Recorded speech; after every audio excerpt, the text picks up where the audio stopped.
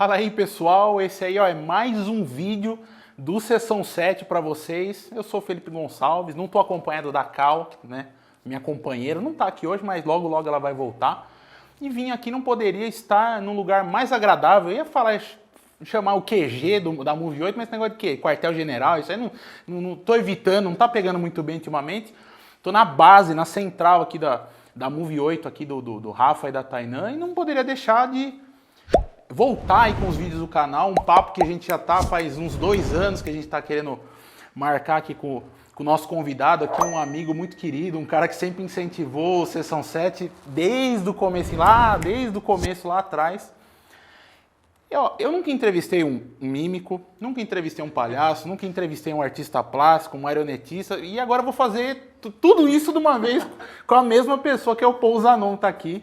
E aí, Paul, beleza? Beleza, Fê. Putz, é um prazer enorme estar Nossa, aqui. quanto tempo, né, cara? Nem me fale, nossa, até sair de casa, né? Eu se movimentar, ver um pouquinho de pessoas e coisas muito malucas, né? Todos nós vacinados, todo mundo respeitando os protocolos sanitários, estamos sem máscara aqui, mas respeitando o distanciamento, passamos o nosso alquinho aí para fazer tudo certinho, não somos negacionistas, né, pô, graças a Deus estamos aí fazendo tudo... Estamos com juízo. Seguindo a risca, então, por isso que a gente está aqui, inclusive. Exatamente. Né? A gente está aqui porque a gente fez tudo certo. Pô, como eu gosto de falar, eu brinco muitas vezes, eu gostaria de começar pelo começo, como eu falei, eu falei muito en passant. Você é um multiartista, né? Você é um cara que desempenha muito bem sua função em várias áreas aí, e o seu trabalho é um negócio fascinante, assim. Fora a amizade que a gente tem, né? A Cal fala direto de você, mas a gente admira muito as coisas que você faz. Conta um pouco o comecinho da sua trajetória aí, como que foi o começo, que deve ter sido, imagino eu, que tendo que se provar muitas vezes, né? Até Sim. hoje, mas... Não, é isso, né? Aham. Bom, a gente já começa que eu nasci em Jundiaí. Jundiaí, sim. Então, isso já é uma coisa um pouco difícil, porque a cidade em si não é uma cidade que abraça tanto a cultura, né? Então, eu acho que, tanto que a minha carreira, ela se deu maior parte quando eu saí de Jundiaí, né? Mas comecei trabalhando aqui, fazendo as coisas aqui. Eu desenho desde muito cedo, então acho que o meu primeiro contato com arte foi desenho, foi pintura. E eu sempre queria muito desenhar, só que eu não imaginava que isso seria uma profissão, né? Nunca pensei nisso, né, como profissão. Mas era a minha forma de me expressar. O que eu comecei mesmo, assim, profissionalmente, foi na música. Então, comecei até relativamente tarde, né, com 17 anos.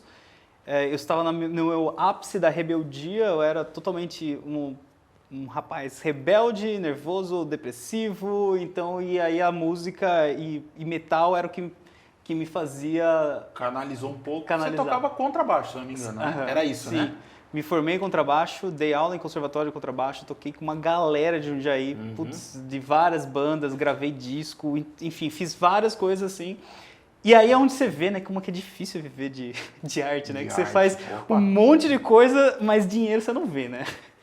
E foi isso, mas só que aí o que aconteceu? Eu via que o contrabaixo ele não era ainda o suficiente para mim. Aí eu comecei a estudar outros instrumentos, então fui tocar flauta, fui tocar violão, fui tocar guitarra, aí eu comecei a pegar os instrumentos, não para estudar como eu estudei o baixo, para mim que é o meu instrumento principal, mas só para ter como outras bases. Sim.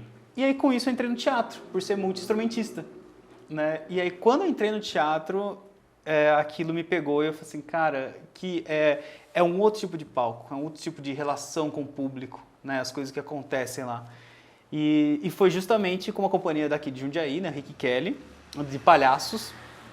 E eu nem sabia o que era ser palhaço e como que era ser isso. E eu sempre conto essa história porque é a história que eu mais gosto mesmo. Que eu estava um dia apresentando e a gente, todo mundo da equipe, né, se maqueia, né, e eu fazia umas maquiagens horríveis ainda por cima, péssimo de maquiar. E aí, isso foi acho que no interior de Minas Gerais, a galera já tinha acabado o show, já estava guardando todas as coisas, estava guardando os instrumentos, chegou uma garotinha pra mim, olhou assim no palco, né, ela estava um palco maior, virou e falou assim, palhaço, faz uma piada? Cara, aquilo me deu um bug, sabe? Eu parei assim e a minha resposta foi muito automática para ela. Eu virei para ela e falei assim, eu não sou palhaço. E eu falar isso maquiado para uma menina, ela começou a rir. E ela falou assim, você é muito engraçado.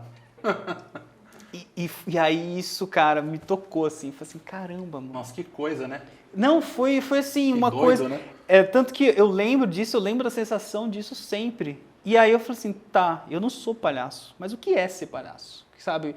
O que é essa companhia? Porque o Rick Kelly tem uma outra linha, eles têm o trabalho deles super tradicional aqui da cidade, o pessoal conhece muito, Sim. sou muito grato à oportunidade que eles me deram, mas eu fui buscar o que é ser palhaço, né? Então eu fui procurar cursos, e aí nessa época eu acho que eu tive muita sorte, porque veio uma atriz do Circo du Soleil para São Paulo, e ela tinha aberto turma. E eu fiquei muito assim, faço ou não faço, sabe? Tipo, eu ficava nisso, porque era em São Paulo, eu não tinha dinheiro, eu não tinha condução, e era coisa de, acho que R$ 500 por mês, que pra mim era uma fortuna na época. Só que aí eu fiquei fazendo as contas, eu falei assim, olha, eu acho que daria pra eu ir, voltar e fazer. E aí eu consegui fazer esse curso. E esse curso me abriu muito a mente, sabe? E a partir daí eu comecei a querer descobrir cada vez mais e mais, né? Então aí eu comecei a fazer vários outros cursos. Então de músico eu passei a ser palhaço. Inclusive a galera aqui de Jundiaí até ficava zoando, falou assim, porque agora o Paul é palhaço, porque agora, sabe, tipo, e a música, e o baixo, sabe? Então, porque eu continuei tocando, continuei fazendo as coisas na banda, né? Então eu tava ainda nessa transição, e eu não sabia o quanto que isso ia mudar, né? Sim. E graças a Deus mudou muito. Porque o palhaço ele tem várias filosofias de vida, né? E várias coisas que a gente aprende com a gente mesmo, sabe? Eu acho que, como naquela época que eu comecei a tocar, né, com 17 anos, eu tinha toda uma rebeldia, eu tinha toda uma arrogância, um ego inflado, porque em um ano eu já estava dando aula em conservatório. Em um ano, sabe? Tipo, eu já estava tocando com pessoas, assim, que eram fodas aqui em Jundiaí, sabe? E então eu tava num ápice assim de arrogância. E o palhaço ele vem justamente para deixar você lá embaixo, sabe? Porque o palhaço você ri de você mesmo. E você só ri de você mesmo quando você se aceita ridículo, quando você se aceita idiota, sabe que né? Você percebe que as pessoas vão te enganar e você deixa as pessoas te enganarem, entendeu? Então você perde totalmente a dignidade. Então é uma puta lição de vida. Nossa, que incrível, né, cara? Igual você falou, te agregou pessoalmente. Foi um universo que se abriu, né? Dentro da sua cabeça, primeiramente, e depois na estrada mesmo, profissional. Você morou fora, inclusive, a gente vai falar sobre isso também. Eu gostaria que você contasse, até para fazer esse comparativo de como que, de repente, não que não tenha suas dificuldades, mas como que você se deparou com a arte fora do Brasil, né? Na Europa, na Itália, e a diferença daqui pro Brasil também, mas você acha que o start mesmo, o clique para você embarcar nessa jornada, que é a jornada né, da sua vida, que é viver de arte, começou nessa questão do teatro, de começar a fazer esse trabalho de palhaço mesmo, profissional? Você acha que foi aí que virou uma chavinha na sua cabeça? Ele virou por vários sentidos, sabe? Porque o palhaço, é o que eu falei, ele ensina a todo momento. Então, é assim, falei assim, caramba, então existe um momento que você acha que fala assim, beleza, então eu estou desprendido do meu ego, estou desprendido da minha arrogância, até você se foder. Aí você fala, caralho, eu não tava, entendeu? Então, assim, o palhaço ele vem trazendo várias histórias, cara. Eu tenho, assim, uma coleção de fracassos como palhaço. E são esses fracassos os mais importantes para minha carreira, todos eles. Então, quando você começa a entender isso, porque as pessoas só estão vendo isso, só estão vendo as glórias, né? Porque é o que a gente posta, é a ação que deu certo. É o recorte da nossa vida que vai parar na rede social, porque a gente quer divulgar o trabalho, né? Mas é isso, sabe? Os fracassos, porque, por exemplo, poxa, para eu ser palhaço, para eu pagar meus próximos cursos, porque aí depois eu fui fazer curso com um cara americano, que é muito foda, né? Avner Eisberg. O cara é mundialmente conhecido. Eu fiz aula com um cara da Itália, o Leris Colombaiono, que também é impressionante, do Chile, da Argentina. Eu tive aula com o cara que ensinou o Andy Serkis, entendeu? O Andy Serkis teve aula para preparação do Planeta dos Macacos e tudo isso daí com Desmond Jones. Eu tive aula com o Desmond Jones, que é da Inglaterra. Então, ou seja, eram cursos assim que eu tive a oportunidade de tendo e sempre isso. Faço o curso ou tenho dinheiro? Então eu nunca tive dinheiro. entendeu? Porque eu sempre tava pegando e falei assim, vou investir. Investindo porque você sabia que... Porque eu precisava, eu tava com Sim, fome sim. daquilo, né? E isso já foi misturando com a mímica, né? Porque o palhaço, ele trouxe uma coisa da essência, de você se colocar nesse lugar, sabe? Tipo, quando eu tava de palhaço, eu falei assim, caramba, eu faço qualquer um rir, eu sou muito foda. Aí eu fui pro teatro, primeira vez que eu fiz um palco de teatro, a primeira coisa que na hora que eu entrei, o pessoal falou assim, nossa, mais um palhaço. Eu falei, caralho. Aí fui fazer a cena, tudo que eu tinha pensado, as pessoas não deram um esboço de sorriso. Um vazio, assim. E aí, isso é a pior sensação que você pode ter. E é a melhor coisa para você viver. Porque para você entender, você fala assim, cara, beleza, por quê? O que faltou? Né? Então, eu entrei muito prepotente, por exemplo, em cena. Então, ou seja, o palhaço ele trabalha essa essência, né? De você sempre entender. E quando eu perco hoje em dia, eu olho com os olhos do Polerito, que é o nome do meu palhaço. Né? Que é o seu alter ego. Exatamente, é o Polerito. E aí eu entendo pelos olhos dele, né? E aí eu fui nessa pesquisa de que eu falei assim, tá, mas algo me falta, que foi a parte corporal. E aí que eu estudei a mímica. E a mímica é um outro mundo, né? Ela complementa muito, porque aí você tem todo o direcionamento de energia, de corpo, de observação, né? Aí que nem isso que eu dei o exemplo do Andy Serkis, né? Imagina, ele precisou da mímica para interpretar o Gollum, o Sméagol, né? O Senhor dos Anéis, né? Exatamente, então ele coloca o busto para cá, ele olha, ele tem a expressão, né? Então, ou seja, tudo isso, ele teve um treinamento para isso. Então você começa as coisas começam a se encaixarem, sabe? De uma forma ou de outra, né? Então foi o que me completou. Então até hoje, tipo assim, eu faço vários trabalhos muito legais. Dirigi, dei preparação de elenco, sabe? Dirigi companhias de teatro, faço coisas assim muito legais, mas ao invés de chegar e falar para as pessoas, sou diretor de teatro, sou diretor de movimento, que foi, por exemplo, como aqui em Jundiaí, na companhia de Jundiaí, eu trabalhei como diretor de movimento, eu trabalhava o movimento dos atores. Eu falo que eu sou palhaço. Então, o fato de eu falar que eu já sou palhaço, as pessoas já ficam curiosas e já imaginam um monte de coisa. Pode ser palhaço de buffet, pode ser palhaço de rua. E como que um palhaço ganha dinheiro? Você entendeu? Então, eu prefiro que elas me olhem desse jeito, né? Porque às vezes fica até mais próximo, sabe? Eu acho que fica mais humanizado às vezes. Do que falar assim, eu sou o cara que eu faço isso, aquilo, sabe? Nossa, que incrível. E toda essa questão da mímica, inclusive, que eu acho que levou você a desenvolver uma admiração por figuras como o próprio Charlie Chaplin, né? Uhum. E que nas suas jornadas aí, o Paul já me contou essa história, eu gostaria que ele contasse de novo para quem não conhece, entender a importância dos feitos mesmo da vida do Paul, que eu acho que é um negócio que tem que ser enaltecido. Nas suas vindas lá, na sua viagem para a Itália, você conheceu o neto do Charlie Chaplin, né? Foi. E como que foi isso daí, Paul? Foi a coisa mais emocionante da minha vida. Foi assim, foi muito sem querer que aconteceu, porque pra mim ele era algo que... Ou não, né? A gente, sei lá. Não dá pra saber, né? Porque pra mim era algo muito inalcançável. Era algo assim, porque eu ficava vendo os vídeos dele, eu sabia a história dele, mas eu nunca imaginei que eu pudesse vê-lo ao vivo, né? Ele não é o filho da Geraldine Chaplin, ele é sobrinho dela, né? Que a Geraldine é uma filha do Chaplin que é famosa também no cinema. Fez a mãe dele, inclusive, na cinebiografia lá do Robert Downey Jr., a mãe do Chaplin no filme é a Geraldine, é a filha dele, né? Na verdade, né? Não, e ele é um absurdo, né? Então, e ele é palhaço, ele tem formação de mímica, tem formação de dança e tudo, né? Então, ele era um ícone, assim, pra mim, diretamente do meu trabalho. E aí, de repente, deu uns 5 minutos em mim e falei assim, cara, eu tô na Europa. Poxa, eu poderia ver se o cara faz um workshop, dá alguma coisa assim, pelo menos pra eu ter um contato, conhecer ele. Já não era mais tão inalcançável assim. Afinal Exatamente. de contas, vocês estavam relativamente próximos, né? Pelo menos no mesmo continente, né? Sim. Né? E aí questões de valores que eu ficava assustado. Falei assim, imagina, sei lá, se for 1.000 euros, né? Seria uma fortuna pra gente. Mas aí eu peguei e fui pesquisar, né? E aí eu achei o site dele e vi a agenda. Quando eu vi a agenda, ele mora na França, ele é francês, apesar da Wikipédia estar errada, né? Lá fala que ele é britânico também? O Chaplin Chaplin era britânico, né? Ou não? Mas eu acho que na Wikipédia ele tá como... eu não lembro agora. Outra nacionalidade, enfim. Exatamente. Mas ele é francês. Uhum. E aí, eu procurei na internet e aí achei a agenda e ele tá, se eu não me engano, ele tá morando na França.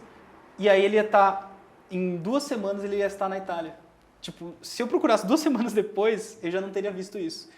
E eu tava em Bolonha, que é centro da Itália. Então, tem Milão para cima e Roma para baixo. Sim. Ele ia estar em Roma e Milão. Então, eu teria que escolher em qual dos dois eu iria. E aí eu fui e assim, na hora que eu vi que tinha ingresso e tinha em Milão e que era daqui a uma semana, eu fui comprar o ingresso. Como eu era sozinho, ninguém ia comigo, eu fiquei num lugar de frente pro palco. Então, assim, sabe, parece que as coisas foram assim, parece coisa de filme mesmo. Sim, sim. Na hora que eu comprei o ingresso, bom, primeiro que o ingresso também é ridículo se a gente fosse transformar em real, né? Tá 25 euros. Tipo, imaginar você pagar 25 reais, isso praticamente não existe quase, né? E eu falei assim, caramba, eu vou pagar 25 euros para ver o maior ídolo da minha vida, James Thierry. Na hora que deu compra confirmada e deu que meu lugar tava lá, eu comecei a chorar, mas eu chorava assim, eu falei assim, cara, eu não acredito nisso. Porque parece um sonho, né? Não parece a realidade de fato, né? E foi muito Era um negócio, isso. como você falou, tão distante, e eu já tive essa sensação algumas vezes já, de às vezes me encontrar com uma pessoa, conversar com algumas que estão no canal aí, que eram pessoas que eu só via pela televisão, que eu admirava e tal, que eu nunca imaginei, a Cal muito menos também, que uma hora a gente acaba E é isso. se conhecendo, né? É louco, né? E aí, de repente, eu tava lá, viu? Pra mim foi o melhor espetáculo da minha vida, mesmo desde a produção, desde a atuação dele, de tudo, né? E é a linha que eu quero o cara é seguir. gênio, né? É incrível, né? Quando você tem um berço, você tem todo... E foi uma coisa muito louca, porque ele apresentou no Piccolo Teatro, né? de Milano, que é um teatro muito histórico, então, pra mim, que eu já tinha lido sobre esse teatro. Conheceu o teatro e ver ele ali já foi sensacional. E ele treinou circo no Piccolo. Então, ou seja, muita coisa. Nossa, tá ali, tudo conectado, né? Tudo conectado. E aí eu falei assim, cara, eu vou chamar a atenção desse cara, eu preciso conversar com ele. Aí o que eu fiz? Eu fiz uma estátua para ele para entregar em mãos, né? E essa estátua. E foi muito emocionante. Aí eu ainda estava aprendendo a falar italiano, então eu misturei italiano com inglês e fiquei todo emocionado. Eu guardei esse vídeo e falei assim, cara, quer saber? Na verdade, eu vou mostrar esse vídeo mesmo, sabe? É um momento meu de fragilidade também, é um momento muito importante. Aí eu postei depois no meu Instagram. Eu assisti quando você postou. E foi isso, sabe? Tipo, toda vez, eu ainda vejo esse vídeo, eu arrepio nesse dia. Sim. Então, aproveitando essa parte que você falou, inclusive, que você presenteou ele com um boneco, uma marionete, um artesanato que você fez, né? Uma esculturinha. Uma escultura que você fez, e tem esse outro lado também que eu acho muito fascinante do que você faz, que é a parte de... essa coisa de... Artes plásticas. Artes plásticas. Você é um artista plástico também, né? Estou entrevistando um artista plástico também, tá vendo? Vou começar a anotar, porque a gente conversa com ele, a gente acaba esquecendo tanta coisa legal que ele faz. E tem uma outra história também que você comentou comigo e todo mundo viu também nas suas redes sociais. Depois vamos linkar as redes sociais, todo mundo aí no vídeo. Vocês têm que seguir ele para acompanhar as próximas aventuras aí do Palhaço Polerito. Que foi Esse foi uma marionete mesmo, né? Que você fez do Game of Thrones, né? De um White Walker, né? Sim. Não é o Rei da Noite, né? Que você fazia cosplay, inclusive Sim. Ficou famoso por isso em feiras como a CCXP e tudo mais. E como que foi o lance dessa peça, essa obra de arte sua, e parar nas mãos do intérprete da série da HBO, o cara que faz o personagem que te inspirou a fazer a peça? Como que foi isso, cara? Foi muito louco. Foi uma das coisas mais loucas que aconteceram, acho que na pandemia. Porque que eu falei, beleza, eu falei assim, já que não estão aparecendo alguns trabalhos, eu falei assim, vou fazer algum projeto pessoal. E qual que é o meu projeto pessoal, né? Eu tenho esse cosplay do Rei da Noite, que eu vivo dando uns upgrades nele. Muito legal, que a gente tirou várias fotos quando a gente se encontrou também lá na Falta agora com a CCXP. máscara nova. Que a máscara nova esse ano tá ainda não vai ter a feira, vai ser a CCXP Worlds, que é a virtual, mas 2022 eles vão voltar com o evento presencial. Sim. Aí o que eu fiz? Eu pensei, bom, a minha ideia era fazer o Rei da Noite manipulando o White Walker, né? Pra ter duas coisas assim que impressionem e tudo mais, né? Então eu falei assim, vou fazer a marionete. Aí eu fui lá no ator do White Walker principal, né? Que é o Ross Millan. Peguei as fotos dele, peguei foto dele sem maquiagem pra ver, né, toda a anatomia do rosto dele. Você foi ver ele no Instagram dele, você foi olhar a rede social dele lá. E aí eu fui lá, segui ele, beleza. E fiquei assim... Eu comecei esse projeto lá na Itália, né? Então eu continuei ele em 2020. Então foi um projeto assim que eu fui fazendo aos poucos também, né? Até porque tem algumas coisas que eu tô descobrindo ainda no 3D, né? Então tem muita coisa ainda. Nossa, e ficou perfeito. Ficou extremamente parecido com o personagem. Muito mesmo, muito. Eu gostei bastante do resultado. Não, ficou excelente, cara. E aí foi isso. Aí eu peguei, fiz bonitinho, aí imprimi, né? Quando eu imprimi, eu falei assim, cara, fiz toda a pintura, mostrei todo o processo pro pessoal na Twitch, o pessoal adorou e tal. Você também agora faz as suas lives, é streamer também. Sou streamer. Deixa eu anotar aqui também. Putz, eu resisti, eu relutei pra não falar que eu sou streamer, mas não tem como negar agora. Não, agora eu sou streamer. Sim, de fato. Agora, de fato. E aí o que aconteceu? Quando eu postei no Instagram, eu marquei ele, né? Eu falei assim, o Ross, né? Pra ele ver, né, que foi baseado nele e tudo mais, e só, né? E o Ross ficou louco. Ele já comentou logo, meu Deus, isso é maravilhoso, né? E aí perguntou, você vende? E eu não tinha pensado nessa hipótese de vender. Você ia marcar pro cara ver, né? Não, porque assim, se as pessoas me perguntassem, você vende? Eu não iria vender pra ninguém. Porque era uma coisa que pra mim não tinha um valor, era inestimável o valor porque era meu projeto pessoal. Porque você fazer 2 vezes a mesma coisa é muito difícil, entendeu? Então você fala assim, é muito trabalhoso, tudo bem, a segunda vai ficar melhor. Mas como ele falou aquilo, eu fiquei assim em choque. Eu falei assim, não, pera, será? Né? Aí ele veio, conversou comigo, me adicionou no Facebook e começou a falar e tal. E eu falei assim, olha, não era pra vender, mas pra você, que foi o cara que fez... E aí ele foi muito fofo ainda, porque depois ele tirou foto com a marionete, postou no Instagram dele. Postou no Instagram dele, te marcou. marcou. Me marcou. Eu vi tudo isso daí. E foi isso. De repente a marionete tá lá em Londres. E graças a essa marionete, né, que aí no Twitter meio que irritou, né? Então, quando eu postei lá a foto dele com a marionete, cara, teve muito compartilhamento. Não lembro agora, mas assim, muito. Pô, o cara comprou de um artista do Brasil e tal, o negócio, o personagem dele, coisa e tal. Aí você deu uma viralizada lá no Twitter. Deu uma viralizada, não ganhei tantos seguidores, mas como ele retweeta, você não sabe pra onde vai. O Twitter é uma coisa maravilhosa, porque as pessoas curtem, comentam e vai assim, espalha. E cara... Porque cada pessoa que interage com aquilo vai parar no feed delas também, para as pessoas que seguem elas também. E você fala assim, poxa, o que é essa pode marionete do White lugar. Walker e esse cara aqui, sabe? E aí começa esse link. E numa dessas, quem me seguiu foi o Felipe Castanhari. Então, por alguém ter curtido ou retweetado, foi parar na timeline dele. E aí ele veio, entrou em contato comigo e me pediu para fazer a encomenda para a namorada dele, que é a Nive, né? Ela, na área de games, ela é incrível, assim, ela é apresentadora. Apresentadora de games, acho que é a mais famosa do Brasil, acho que é ela. Eu acho que é ela. Sim, e aí ele pediu pra fazer um presente pra ela. Ele falou assim, ele falou pra mim, falou assim, cara, eu não sabia o que dar de presente pra minha namorada. Quando eu vi o White Walker, eu falei assim, eu já sei, é isso. Então é muito legal como que a internet, ela tá assim, sabe? Como ela é de uma hora pra outra. O lado bom, vamos falar um pouco do lado bom também, né? Que acontece tanta coisa ali que às vezes não é legal, mas só isso daí que você tá falando já prova que... E o tanto de coisa que a gente já fez, já aprontou um monte aí com o David, com a ajuda da Tainan, também do Rafa e tal. Meu, é infinitas possibilidades, né? É muito isso, cara. É por isso que, assim, eu acho que é uma das coisas que eu tava falando pro Pipo, e é isso, a gente não pode parar, né? Às vezes é desgastante, às vezes não dá vontade. Ok, dá pausas, mas não falar acabou. Não vou mais fazer. Não, é pausas. Pensar, reestruturar, dar o jeito, porque é isso. Tem coisas assim que vão além da gente. Né? E às vezes é frustrante, sim, você tá lá batalhando por um follow no Instagram, vai lá, gente, me segue, e aí você ganha 2 follows no dia e perde 5, sabe? E aí você fala... fica oscilando, né? Então, e vai ser assim, sabe? Mas de repente algo pode acontecer e essas coisas são muito motivadoras, né? E várias coisas aconteceram assim, sabe? Nessa brincadeira. Eu tive, por causa das lives na Twitch, eu consegui um patrocínio de impressora. Eu não sei se você sabe direito dessa história ou não, né? Não, conta aí pra gente aí. Pra te ajudar na modelagem e tudo mais, ter uma impressora 3D de qualidade é Exato. Eu tava só com uma de filamento, né? E algumas partes você faz com impressora 3D, né? Sim, faço muito de impressora 3D. E eu consegui um patrocínio pra falar da marca e tal, né? E o que aconteceu? Essa marca, ela achou que não estava valendo a pena a parceria e resolveram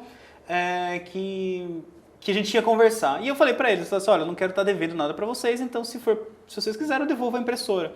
Não era o que eu queria, eu estava trabalhando muito com elas. Inclusive, um dos questionamentos foi, porque eu fiz um Hulk emo, eles falaram que isso não condiz com as políticas da bizarro, empresa. cara.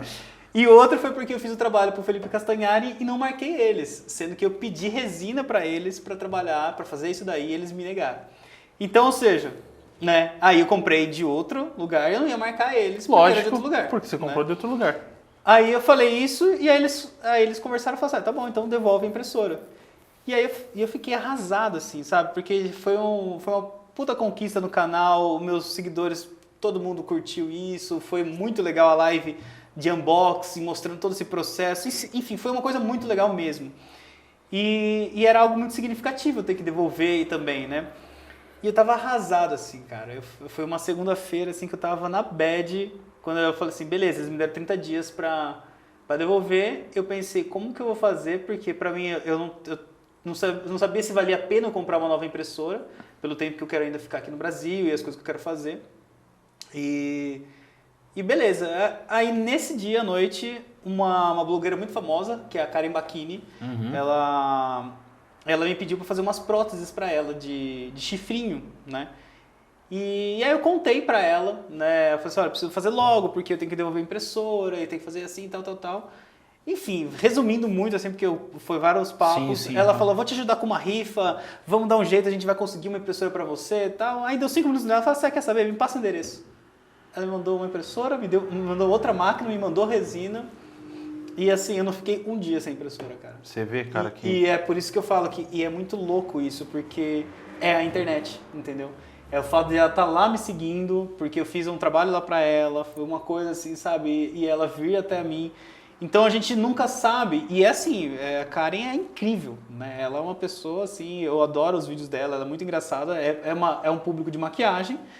E ela tem 1 milhão de seguidores lá, por aí. Então, pra ela conseguiria movimentar para aquilo. E ela falou assim, não, na verdade, sabe, vamos fazer essa parceria. A gente tem muitas ideias para fazer coisas juntas e tal. E foi assim, sabe? E ela tá com outras ideias que a gente vai fazer junto e tal. Então, é legal como algumas coisas vão se encaixando, sabe? Total. E você só vai conseguir isso, e aí entra numa filosofia que eu tenho, que é a parte da mímica também, se a gente está em movimento. Parado, você não faz nada. Então você tem que estar movimentando. Se movimentar um stories, é postar alguma coisa, é interagir com alguma coisa. Parado, a gente não consegue nada. Ninguém vai lembrar de você parado. É verdade. Entendeu? Então, você tem razão. Então, por isso, mano, se é uma semana, um mês, um ano, não interessa. O movimento. Entendeu? Sim, entendi.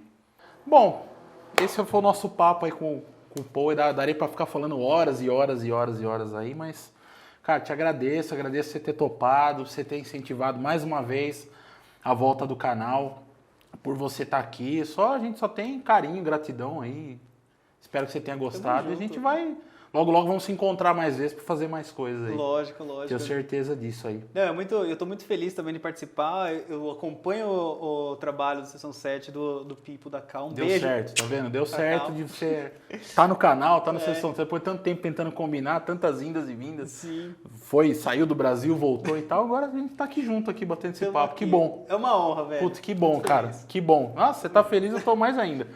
E eu quero também, não posso deixar de agradecer, né, mais uma vez, essa produção só ocorreu por conta de parcerias, né, gente? Amizades, pessoas muito queridas que também incentivam o nosso trabalho. Eu tô aqui na Move 8 aqui, queria mandar um beijo, um abraço aí pro Rafa e pra Tainã também, que cederam esse espaço aqui. E não posso deixar de agradecer também ao David Cassolato, que, como vocês bem sabem, né, o David também tá aí sempre correndo com a gente, aí tá com a Oficina Produções, que é quem vai agora cuidar dos vídeos do canal do YouTube aí, do Sessão 7 também. Deixa um abraço para ele e para Ellen aí, nossos amigos aí. E como eu falei, eu posso ficar falando aqui até amanhã. Não fosse por eles, pela ajuda de todos aí, a gente não seria nada. E é isso aí. Obrigado. Até mais, pô. Obrigado, hein? Valeu. Tchau, pessoal. Não deixa de se inscrever, compartilha o vídeo, comenta, dá o seu feedback aí e faz o trabalho de Sessão 7 mais longe aí, que a gente vai vir com bastante novidade aí até acabar 2021 e 2022. Estaremos aí também. Tchau, até mais.